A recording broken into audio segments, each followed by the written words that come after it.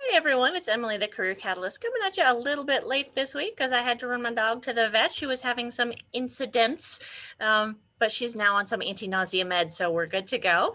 Today, I would really wanted to talk to you about the fact that imposter syndrome, which I've been talking about this week, actually has an opposite. A lot of us didn't know that because it just seems like we're kind of going through our daily lives, suffering some moments of what a friend of mine calls imposter events. Right? We'll sort of go through our lives and we'll have times when we feel like frauds. We'll feel like, oh, I can't apply for that job. I don't have that one skill. Or we'll feel like we're kind of faking it and we're sort of waiting to get found out. I remember really distinctly feeling this when I was in college. I would be walking around the beautiful Smith College campus, admiring it, thinking what a wonderful place it was. And I would periodically think, I'm going to get a letter soon from the dean that says they admitted the wrong Emily Frank. And I was kind of half waiting for that for all 4 years I was in school. So it's a not atypical thing for us to suffer. But the opposite is what's called Dunning-Kruger. It's named for the people who first studied it. You have encountered this before, I can guarantee it. So Dunning-Kruger is actually an overabundance of self-confidence. So you've encountered these people. They're the ones who are always sure that they aced the test, that they got the promotion, that they did so well in the interview that they're going to get the job, kind of across the board. And you probably have experienced that this is also a little bit annoying, right? Those super, super confident people, and not normal confidence, a normal kind of healthy self-confidence is a wonderful thing. We could all tap into a piece of that.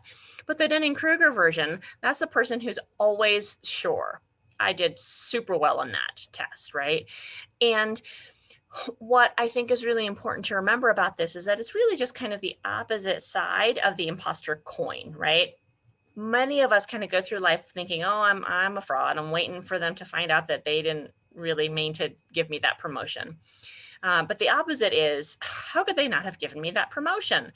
And in much the same way as those of us who suffer imposter events can ignore positive feedback, the folks who have more of the Dunning-Kruger side of things can ignore feedback that they actually aren't all that these are not areas of high skill and talent for them.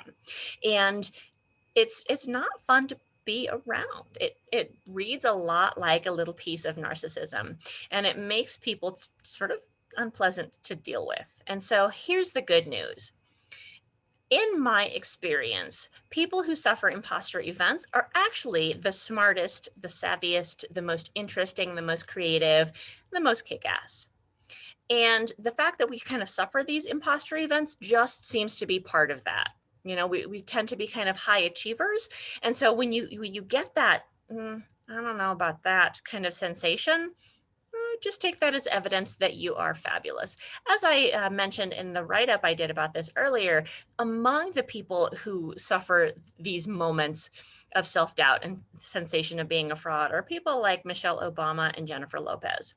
And if that's the company you're keeping, good news, right? So just to know, there is an opposite side to this coin.